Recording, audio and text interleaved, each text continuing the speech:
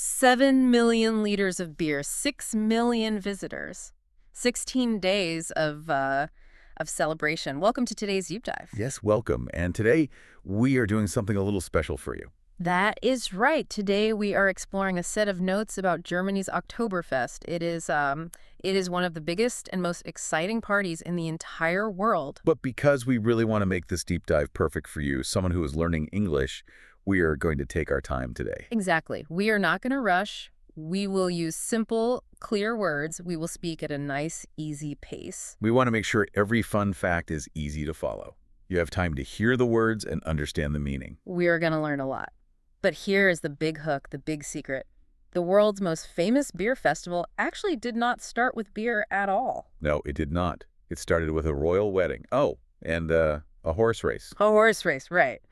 We will get to that crazy story soon. But before we go back in time to see how this started, we need to understand the scale today.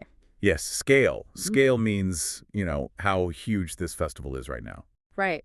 To understand that, we first need to know where we are. So Oktoberfest happens every single year in Munich. Munich, that is the capital city of a region in southern Germany. And that region is called Bavaria. Bavaria, it has a very, very distinct local culture. Right. And right away, there was a funny surprise about the timing. Oh, yeah, the name. Exactly. The name is Oktoberfest.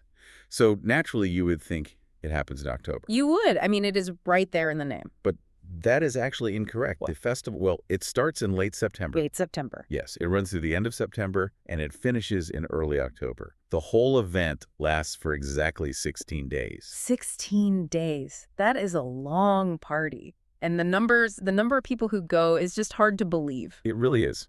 Every year, more than 6 million people travel to Munich for this. 6 million. Let's really think about that number. For you listening, imagine an average city. Now suddenly, add 6 million extra people to that city. Right, from all over the world. Yeah. And the amount of food and drink they consume is just massive.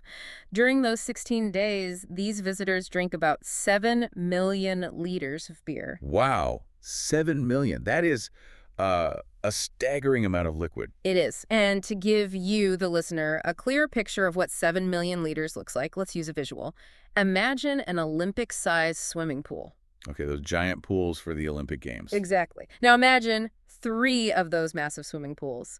Picture filling all 3 of them all the way to the top, completely with beer. Oh, wow. All 3. Yes, that is what 7 million liters looks like. It is just amazing.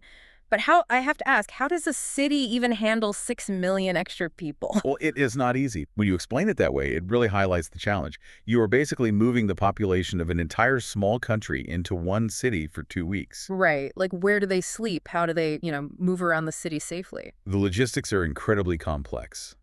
Logistics, that means the detailed planning of a big operation. Munich has to build, basically, a temporary city inside their actual city. Wow. A city inside a city. Yeah. They manage extra trains, thousands of extra police officers, massive amounts of food delivery, and of course, waste removal. It takes an entire year to plan. An entire year of planning for 16 days. It is a modern mega party. But 6 million people drinking out of massive swimming pools of beer, that is not how this began. No, not at all. To understand how it got this big, we have to look at why it started. We have to travel back in time. Yes, let's go back. We are going back to the year 1810, so over 200 years ago. Okay, 1810. Like you mentioned at the start of our deep dive, the origin of this massive festival was not about beer. It was a royal wedding. A royal wedding. Crown Prince Ludwig of Bavaria was getting married? Right. He was marrying a woman named Princess Therese. Princess Therese of Saxe-Hildburghausen. That is a long name. But usually, a royal wedding is a very private event. It is a quiet party only for the rich, the powerful, the kings and queens. Usually, yes. Yeah. But this wedding was different. The royal family made a very smart strategic decision. They did not just invite the wealthy people. Who did they invite? They invited the everyday people. They invited the whole city of Munich to celebrate with them. At that time in history, that was about 40,000 people. Wait, 40,000 people at a wedding? Why? Why would the royal family invite 40,000 normal citizens to a royal wedding? Well, it was a very smart political move. By inviting the regular people, the royalty created a strong feeling of unity. Unity means being together as one. Ah, I see. Yeah. They wanted the working class to feel connected to the king and the prince. They wanted everyone to celebrate together as one unified group. It keeps the peace. That makes perfect sense. Food, music, and celebration, well, they bring people together. And the notes say the party lasted for 5 days. 5 whole days. But the grand finish, the end of the wedding party, was not a giant beer tent. It ended with a horse race. Exactly. A massive horse race in a large green field. This is such a funny contrast. I mean, the world's most famous beer festival started with a horse race. That is like finding out a famous music festival actually started as a cooking class. That is a great comparison. Yeah. Yeah, things really do evolve over time. Evolve means they change and grow, but, the location has actually stayed the same. Really? The same field? Yes. That large green field where they held the horse race was named Theresian Wise. In English, that translates to Therese's meadow. Oh, they named the field after the new bride, Princess Therese. Exactly. And the local people still use that name today. If you talk to local persons from Munich today, they rarely say Oktoberfest. What do they say? They usually call the festival Wies for short. Wies. That is a great word for our listeners to remember. Wiesn. So the people of Munich loved this royal wedding party on the Wiesn. They loved the unity. They love a celebration. Yeah, it was so successful that they wanted to repeat that happy feeling every single year. But how does a one-time horse race become a permanent carnival? Well, the growth happened step by step. A slow evolution. The very next year, in 1811, they had the party again. But this time, they added an agricultural show. Agriculture. That is the science and practice of farming. Right. They used the gathering to show off local farm animals, crops, and traditional Bavarian farming skills. That is very practical. I mean, if you have 40,000 people gathered in one place, it is the perfect time to show off the best local farmers. Exactly. It supported the local economy. Then, a few years later, in 1816, they added something new to bring more joy.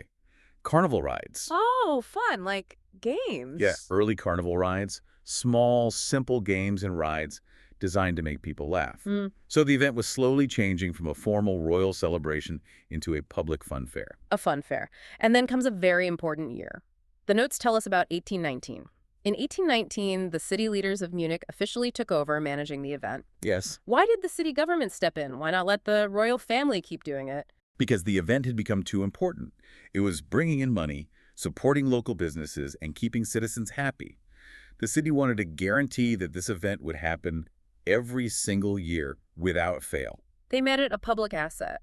But history sometimes gets in the way of a good party. It does. Even though the city promised to hold it every year, the real world is complicated. Oktoberfest has not happened every single year, right? That is true. Sometimes global events force large gatherings to stop. For example, the festival had to be paused very early on in 1813. Why is that? Because of the Napoleonic Wars. And later in history, it was canceled during World War I and World War II. Right. When terrible wars are happening, people cannot gather for a massive celebration. Right. And there was a much more recent interruption, too. Yes. Most of you listening will remember this. The festival was canceled in the year 2020 and again in 2021. Because of the global COVID-19 pandemic. Exactly. Large crowds spreading a virus meant the festival simply could not happen safely. What is remarkable to me is that the 2020 cancellation, that was the first time the festival had been stopped in 75 years. 75 continuous years. Yeah, but then in 2022, it came back. It returned stronger than ever. Surviving terrible wars and a modern pandemic proves something very deep, I think. What does it prove to you? It proves how important this tradition is to the German people. They refuse to let it die. It is a symbol of their resilience. And, this history explains why the festival exists, but the specific traditions explain what makes millions of people travel across the world to see it today. Yes. So let's paint a picture for you, the listener. If you buy a ticket and travel to Munich today, what does Oktoberfest actually look like? The sights, the sounds. Exactly. What are the rules? Well, it all begins with a very famous opening ceremony. The opening ceremony is deeply traditional. The mayor of Munich steps up to a large wooden barrel of beer. This type of barrel is called a keg. A keg. Right. The mayor takes a heavy wooden hammer. He strikes the keg with the hammer to open it.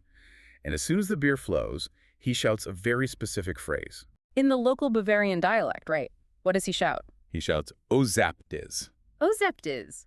For our English learners, what does that translate to? It translates to, "It is tapped," or in simpler English, "The beer is open." Ah, the beer is open. Yes. It is the official announcement that the 16-day festival has legally begun. Nobody drinks until the mayor shouts those words. And when he shouts that, the crowd goes wild. The entire crowd raises their giant glasses and shouts the German word for cheers. They shout, Prost! Prost, yes, it is a word you will hear thousands of times if you visit. Prost. After the beer is opened, the visual spectacle really begins. On the first Saturday, there is a massive parade. A parade.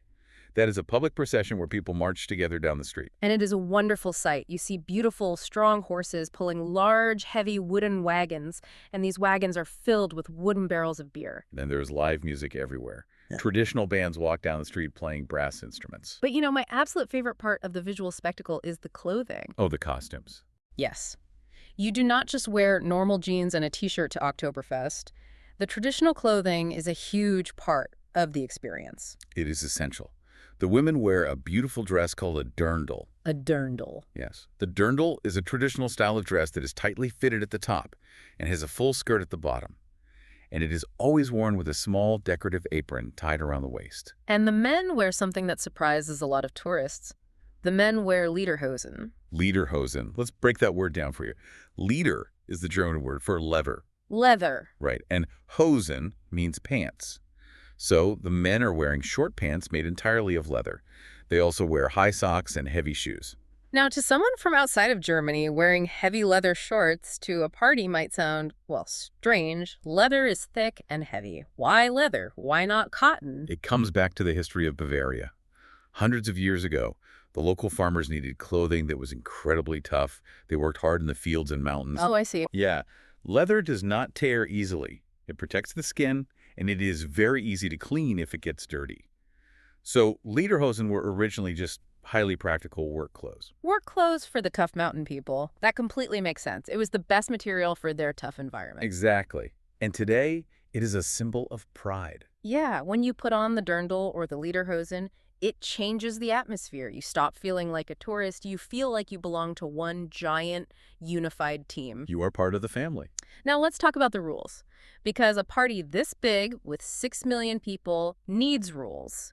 And there is a very strict rule about the beer. Yes, there is. With 6 million people ready to drink 7 million liters of beer, the city has to control the quality. You cannot just bring any beer you want, right? No, absolutely not. Only 6 traditional breweries are legally allowed to sell beer at the festival. A brewery is a business that makes beer. Wait, only 6 specific companies in the entire world? Only 6. And they must all be located within the city limits of Munich. The source material lists famous names like Hofbräu, Paulaner, Augustiner, and Lowenbräu. Why restrict it? Why not let giant global companies bring in their beer and, make a lot of money? Well, think of it like champagne. Real champagne can only come from one specific region in France. Right. The French do this to protect the high quality and the cultural history of their famous drink. Munich does the exact same thing with Oktoberfest beer. Ah, to protect the quality. Yes. If Munich allowed huge global companies to sell beer, those companies might sell cheap, low-quality drinks. The festival would lose its special historical feeling. It would become a cheap tourist trap. Exactly. So by keeping the beer strictly local, the city builds a protective wall around their culture. It ensures the heart of the event stays purely Bavarian. And it protects the local economy, too. All of that money stays inside the city of Munich. That is so smart. So where are people actually drinking all of this local beer? They are drinking inside giant tents. Yes, tents. But we need to explain this carefully. Right. For you listening, when you hear the word tent, you might imagine a small piece of fabric you use for camping in the woods. Yeah, these are not camping tents. Not at all. These are massive structures. A single beer tent at Oktoberfest can hold up to 6,000 people at one time. 6,000 people inside one tent. Think about a normal restaurant in your city. A busy restaurant might have 50 or 100 chairs. Now imagine a space so massive that it holds 6,000 chairs. It is huge. Workers spend months building these massive wooden and metal buildings just for this short 16-day festival. And when it is over, they take them all down. Yes, they do. And inside these massive tents, the atmosphere is electric. Imagine sitting at a very long, heavy wooden table. You are holding a 1-liter glass mug of beer. The mug is incredibly heavy. Very heavy. You are sitting next to strangers from all over the world, but everyone is wearing the same traditional clothes. A live band is playing loud music. And all 6,000 people are singing the same happy songs together. Yes. It is a feeling of pure, massive joy. That feeling of joy is so powerful. And it is so powerful that people from other cultures decided they wanted to recreate it in their own homes. Which brings us to the final part of our deep dive. Oktoberfest is no longer just a party in Munich. It has become a truly global phenomenon. Global. That means it happens everywhere around the world. That is right. The tradition has spread far beyond the borders of Germany. You can now find major Oktoberfest celebrations in the United States, in Canada, in Australia, and in Taiwan. It is everywhere. If you are listening to this right now, there is a very good chance you have seen an Oktoberfest celebration in your own country. You might have seen local people eating German food and wearing leather pants in a city near you. What is wonderful is how different countries mix the Bavarian traditions with their own local flavor. The notes provide a fascinating example of this cultural mixing. We could look at the country of Brazil in South America. Brazil. Now, when I think of Brazil, I think of warm tropical weather, beautiful ocean beaches, and the rainforest. Yes, a very hot climate. I definitely do not think of German mountain clothing and massive tents of heavy beer. The contrast is striking, isn't it? But it is true. There is a city in Brazil called Blumenau. Blumenau actually hosts the second largest Oktoberfest in the entire world. Wow! The second largest in the world. Yeah. It is a bigger celebration than almost any other city in Europe.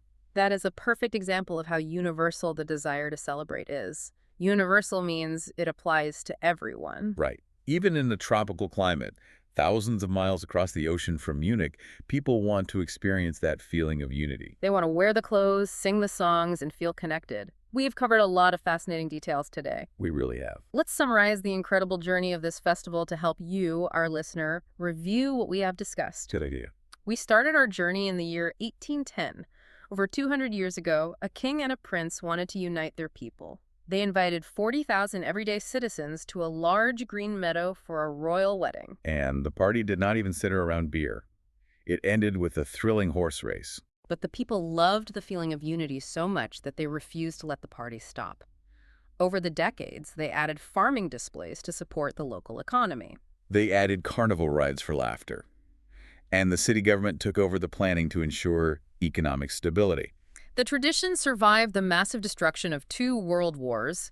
It survived the isolation of a modern global pandemic. And today, it has grown into an operation of incredible scale. 6 million visitors travel to Munich every September. They drink 7 million liters of strictly controlled, high-quality local beer. They wear highly practical historical farm clothing like lederhosen. And they sing together inside massive, temporary wooden structures. From 40,000 local citizens to a global phenomenon of 6 million people. It is a remarkable story of cultural survival and growth. As we finish today's deep dive, we want to remind you that learning English takes time and patience. It does. We hope this relaxed pace helped you clearly understand the complex history and the fascinating mechanics of this global event. You are taking great steps in your language journey. And we want to leave you with one final provocative thought. Oh, I love these. What is it? We learned today that a simple political wedding strategy in 1810 accidentally created a 200-year-old global tradition. No one at that horse race planned for it to become a massive global festival. Right. This raises an interesting question. What small, ordinary celebration happening in our world today might slowly evolve into a massive global festival 200 years from now? Oh, that is a brilliant thought. What simple tradition today will millions of people be copying in the future? Something to think about as you go about your day. Definitely. Thank you for exploring the history of Oktoberfest with us. And just a friendly reminder, if you were inspired to travel to Munich and see those giant tents for yourself, remember the biggest surprise. Yes. Do not book your airplane ticket for October. Right. The party starts in September. A very necessary piece of advice. Keep practicing your English, stay curious about the world, and we will catch you on the next deep dive. Prost.